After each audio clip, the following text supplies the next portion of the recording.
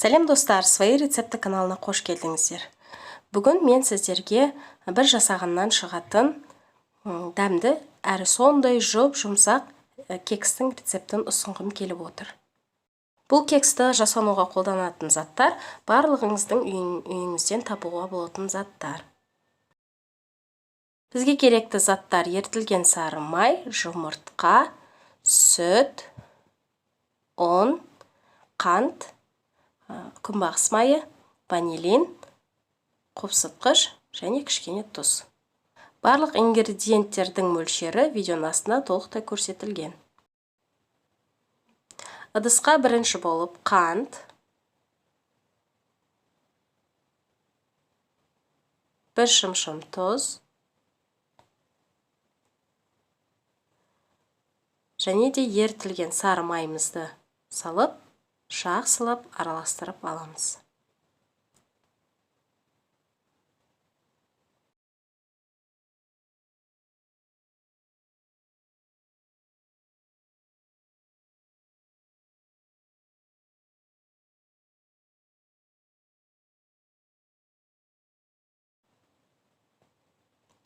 Келесі жұмыртқамызды қосып, тағы да жақсылап араластырамыз.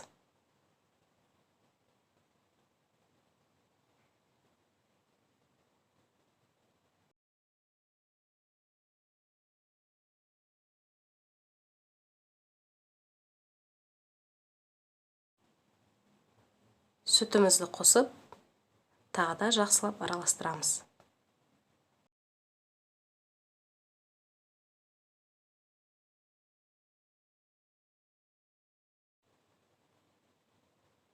Ал енді ванилинді салып, кішкене араластырамыз.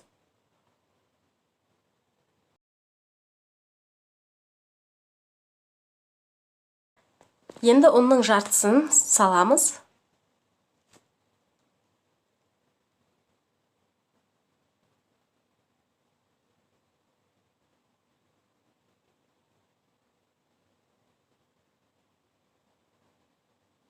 Және де қопсытқышты салып, жақсылап араластырамыз.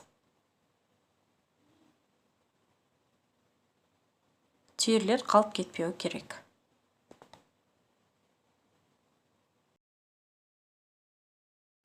Ұнның бірінші бөлігін араластырып болғаннан кейін, сұйық майымызды құйып, тағы да жақсылап араластырамыз.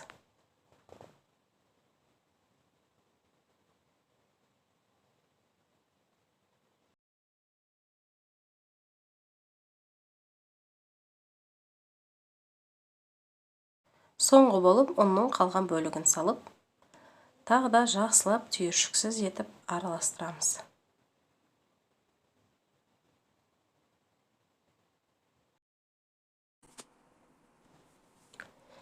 Міне қамырымыз дайын болды. Қатты сұйық емес, қатты қою емес, осындай орташа консистенцияда қамыр дайын болады. Ал енді оны 2 қасықтың көмегімен кекс пісіру формаларына салып шығатын боламыз. Видеода көрсетілгендей етіп салсаңыздар болады.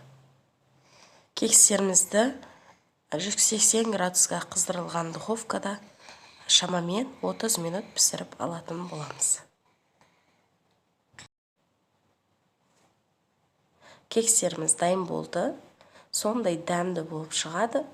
Сіздердің барлық отбасы мүшелеріңізге ұнайтынына сенімдімін. Сондай-ақ қалауларыңызға қарай кекстің ішіне шоколад бөліктері немесе жеміс-жидектер де қосуға болады. Сіздерге кекстің ішін ашып көрсетейін. Өте жұмсақ, сондай нәзік, өте керемет кекс болып шығады. Бұл рецепт ұнаса, каналға тіркеліп, қоңырау батырмасын басып қойыңыздар. Алдағы уақытта каналда тағы да қызықты видео рецепттер шығатын болады.